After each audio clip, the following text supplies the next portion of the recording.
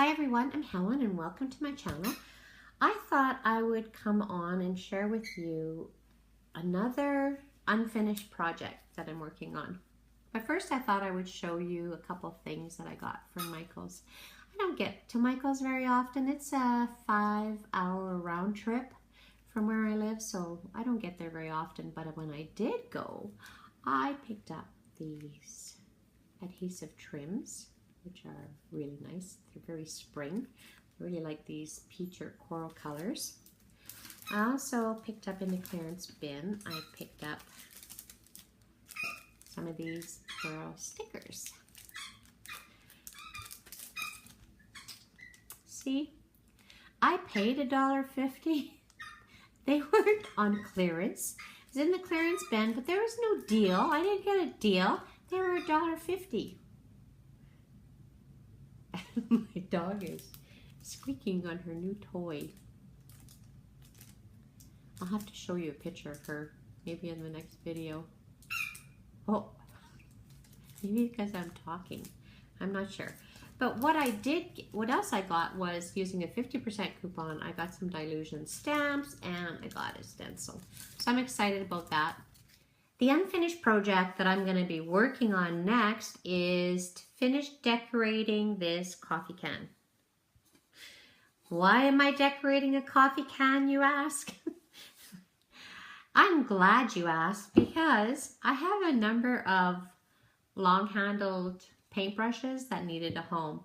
So I thought I could decorate this can and put all the paintbrushes in there standing up and they would look nice. Secondly, I wanted to use this newspaper. It's a reprint from a paper from May 2nd, 1903. So I wanted to use it on something that I could look at. Otherwise, it would remain in a pile of papers that I may not look at again for years and years.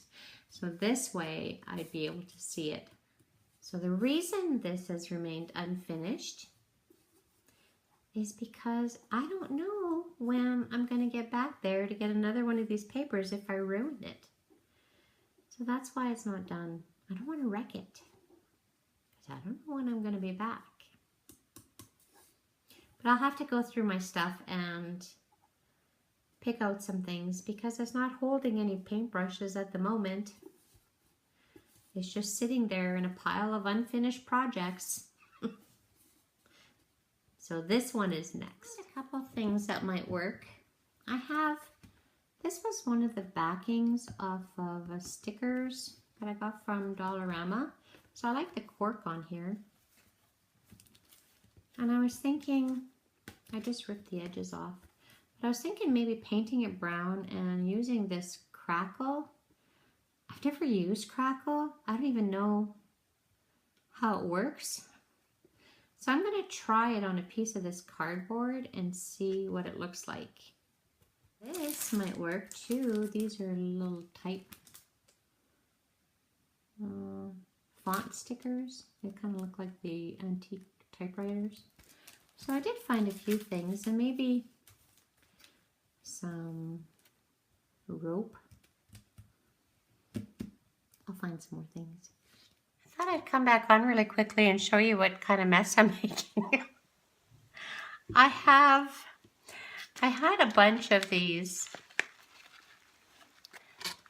crushed glass, but it's in the green. So I thought, well, how about if I change the color?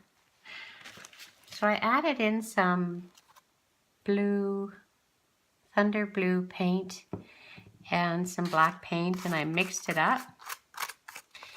And then I've been sticking it onto this can. I really like the way that crackle finished on this piece of cardboard. I was hoping I could see the crackle, I could see the cork picture behind when it cracked, but I couldn't. But I like the gloss and I like the way it looks like a piece of wood, and I think it'll look really nice on the can. So I tore the rest of it. I feel like those kids that like the box sometimes rather than the present. what I did is the cardboard is really thick. When you Mod Podge or you do collaging, cardboard doesn't work very well because it's very thick. So to glue it onto another piece is rather difficult. So you can just take it and split it like this. And then we're going to paint it so it looks like this again. And I'll let it dry, and I think I'll be adding it onto the can. So I added a few things. Here is the faux bark looking cardboard that I showed earlier. I glued it down with a gloss Mod Podge. Added some flowers, a hummingbird cork sticker. This flower used to be a peach color, but it just popped. So I thought I would just spray with some vintage photo stain, but it just spread. Now I have brown flowers. That's okay, it looks nice. And I was also happy to find out that the acrylic paint, the blue acrylic paint, did act as a glue, and all the glass chips stayed on. I was happy about that because I want to use them for another project. And I also used some of these non-clearance pearl stickers.